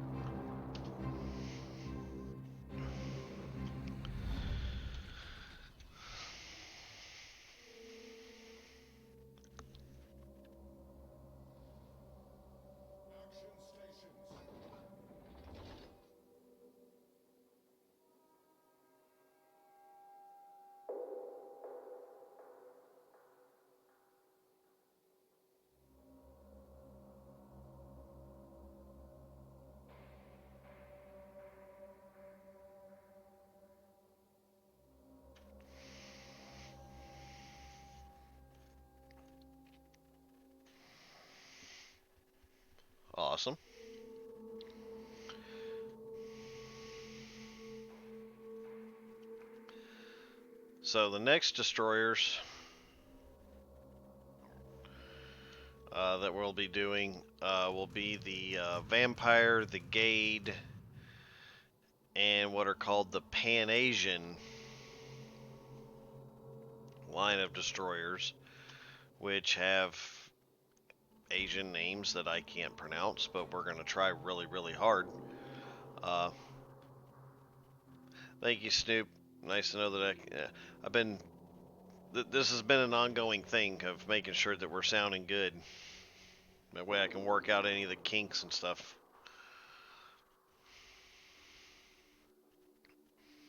Okay, go away. Thank you.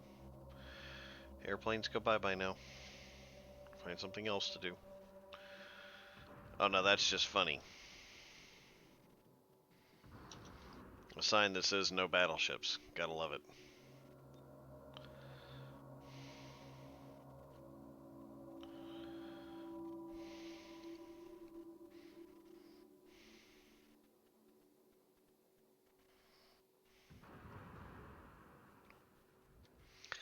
Hi there. Is our torpedo range again? Not enough. Okay. Well, let's see how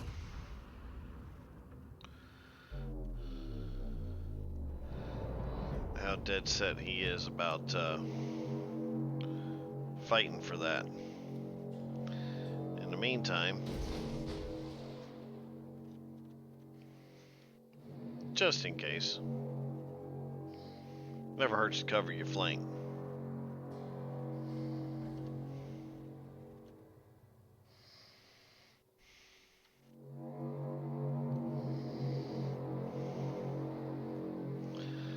Nobody home over there, Big Chief. Ah, turned too hard. Yeah.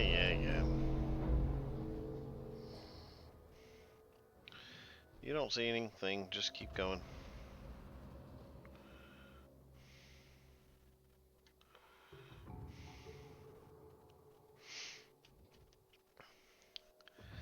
Well, he ran away. Imagine that.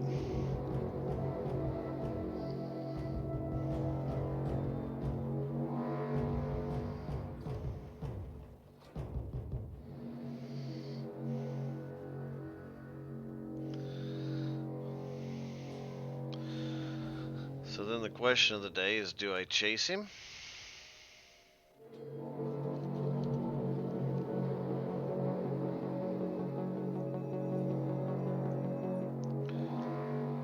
Or do I go have a little fun with their CV? Concentrate fire on the designated target.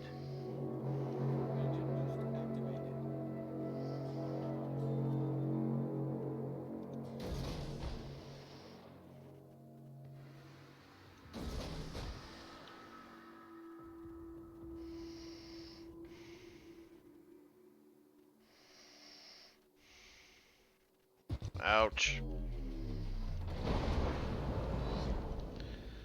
Yeah, that wasn't too bad.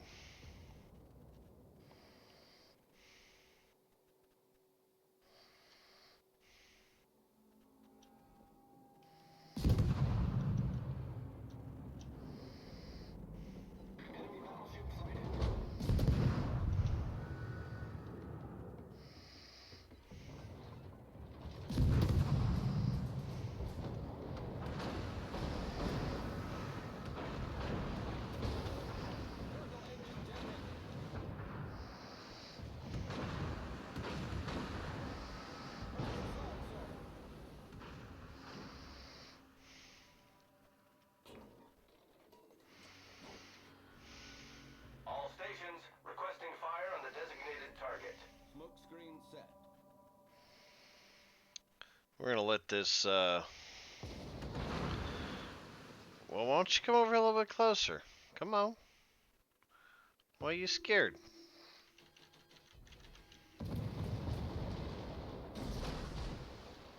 Dumbass.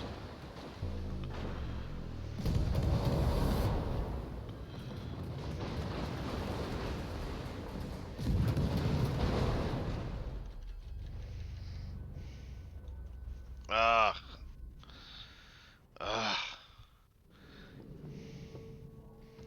So close. So close.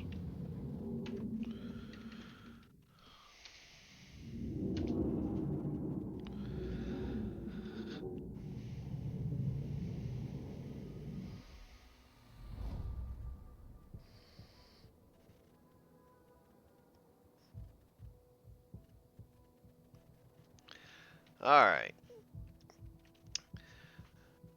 Well, ladies and gentlemen, I think it's about time we bring this to an end for tonight. I appreciate everyone joining us tonight and look forward to seeing everyone again next week. Next week, we'll continue on with some history on destroyers, and we will be doing the Gade, the Gallant, the Vampire, the Long Zhang, Farah Ruang, and Shi Yang. And hopefully we'll go out and have a little bit of fun. We'll see everyone here. Be a good thing. Love to see everyone. And until next week, ladies and gentlemen, this is Locksmith2K saying hit that like button, hit that notification bell, hit that subscribe button. And until next week, fair winds and following seas.